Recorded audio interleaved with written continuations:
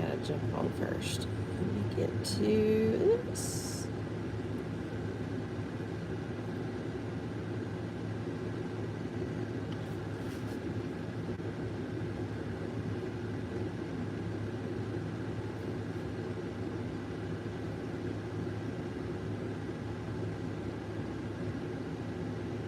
Hello, friends.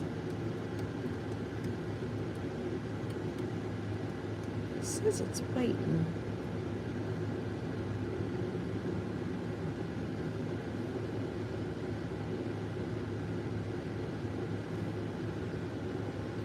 I'm gonna have to get in front of this lady, so.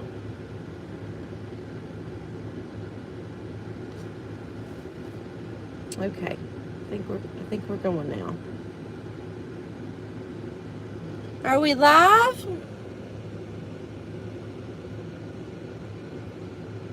I think we're live, y'all.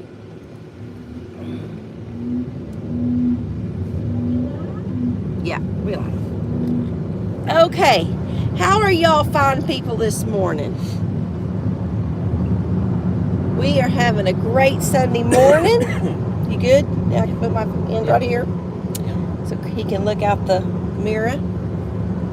Let me get where I can see y'all's comments.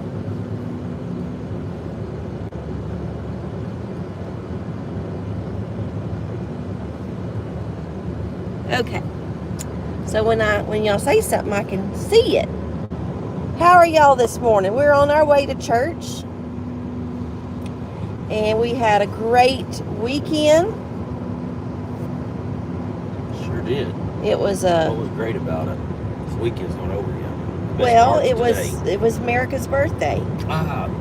249 years old. Right on. America is 249 years old. We're just young. We went to Europe one time, and we were in Germany, and we were in Nuremberg, and they have the wall there, and that wall dated back to like 14 something. And I remember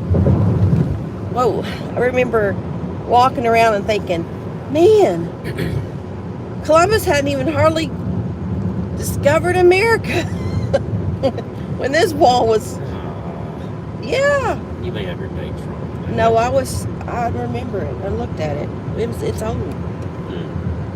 His grandmother was from Germany, and so we had gone to Germany, and she was showing us her birthplace and all that kind of stuff. So we had a good time over there. But anyway, yes, America is very young and 249 years old.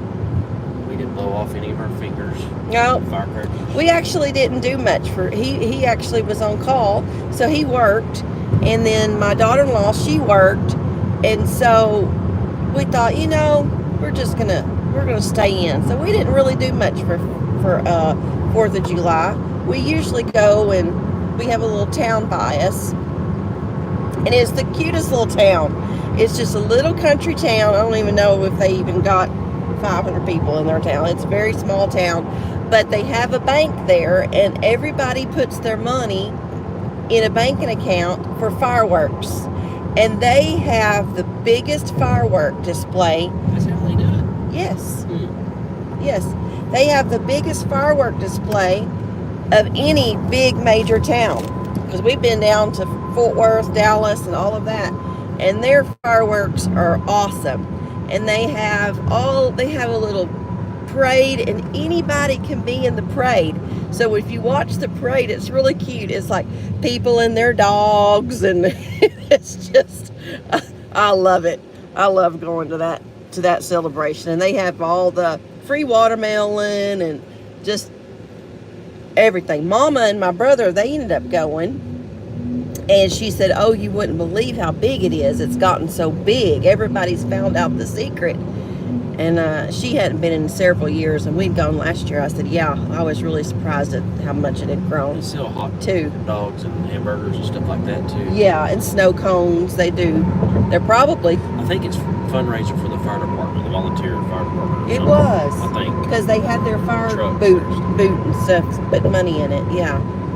But it's just the cutest little. It's called St. Joe. And so, but we didn't go this year, and but Christopher had called me that morning. He said, Jesse's going to want to see fireworks. Are we going? And I said, yeah, we'll go. Well, then as the day went on, it was so hot. And Jesse's barely a year old. So he goes, let's just wait till next year and stay in today. So, since Kennedy and Chris was working. So we did. And I don't regret it. It was nice just to be home and relax. And then the next day, Friday, we got the best cool front. It was like 67. Well, I don't think it was quite. It was Saturday morning when it was 67. Yeah. So we got it. July was on Thursday, so right, Friday it was cooler. Yes. It was, but yesterday morning when I went to work for a while, I was driving around with the windows down. That's unheard of in July. It was 67 degrees.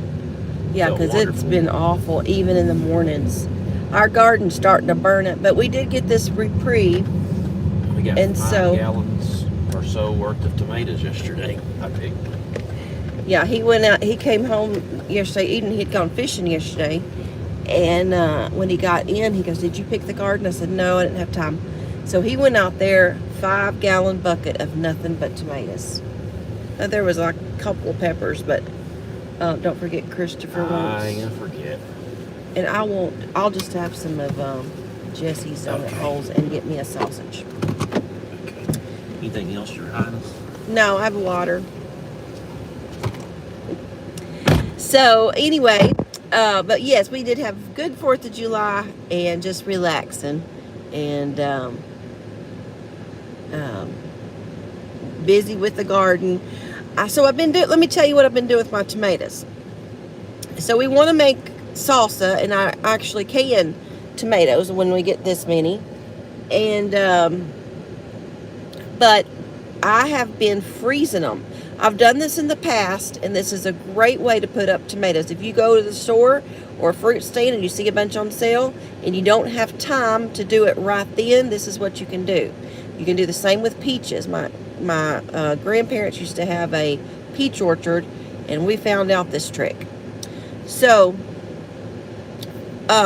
you just pick your peaches, pick your tomatoes, and you freeze them.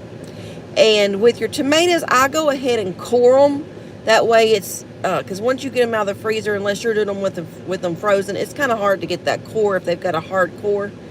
Go ahead and core them, and then just stick them in gallon bags, and freeze them. And then the same with the peaches. You don't have to wash them or anything. Just stick them right in a gallon bag and freeze them. Well, when you get them out, this is what's so great. When you get them out of the freezer, you just hold them underneath the water. This is why you don't have to watch them beforehand. You hold them underneath the water, and the skin just falls off of the peaches and the tomatoes. So you don't have to peel them. And so if you're going to make salsa, or you're going to make whatever, stew, whatever, you just get them out, hold it underneath there, and there you go. You've already got it peeled. And then with your peaches, you can make so many things with them. Smoothies, whatever. They do have a different texture, especially on the tomatoes. You're not going to be able to slice the tomato, you know. It makes it more like a stewed tomato.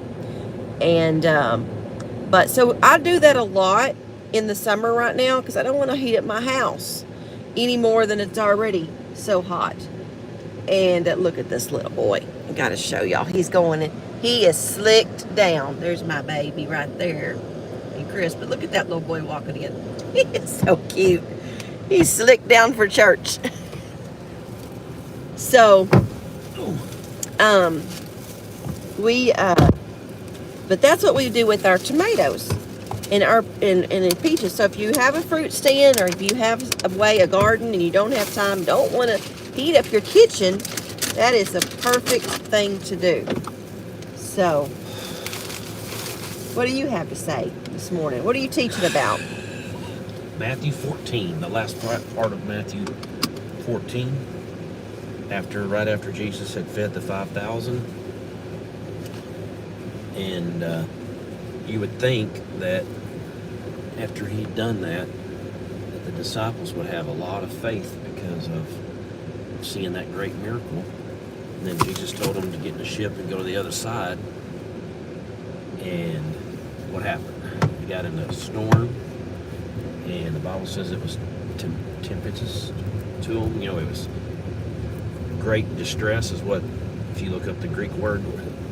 And they thought that they was going to perish, and they should have thought just recently, right that same day, all the miracles that happened, healing the sick, feeding them and all that, and they was under distress. Sometimes we forget. And I thought about, when I was thinking about the lesson, sometimes our greatest test and stuff will come to us right after a really great part in our life, after a great point, or a miracle, or something that happens to us to test us. Sometimes right after our greatest miracles or whatever. So just got to remember that God's the God of the good times and the bad times. And he told them, fear not, it is I. Jesus, when he got in the ship, everything calmed down. So we need Jesus in the boat.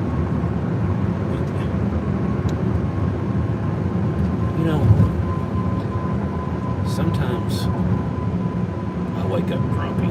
Here comes the dad jokes. Sometimes I wake up grumpy. Yeah, you do. Sometimes I let her sleep. Uh-huh. Oh. So You've probably been thinking about that all week, so you can tell it today. I can think of some other ones, but you wouldn't want me to tell it. No. Yeah. He does. He gets his phone out and he Googles the dad jokes. Do not. Yeah, you do. I see you.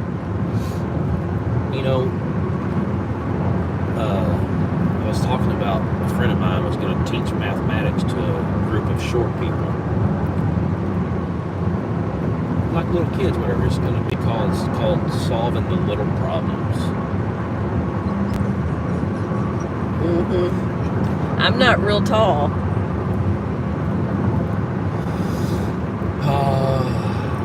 Well, guys, I hope y'all have a fabulous Sunday, and it's the last day of this holiday weekend. And pray for America, pray for our country. The Lord will help us. We need help desperately, as all of y'all know. And remember, this is the Lord's Day. Give him some time today. All right, we will see y'all next time. Until then, keep looking to the east. Bye.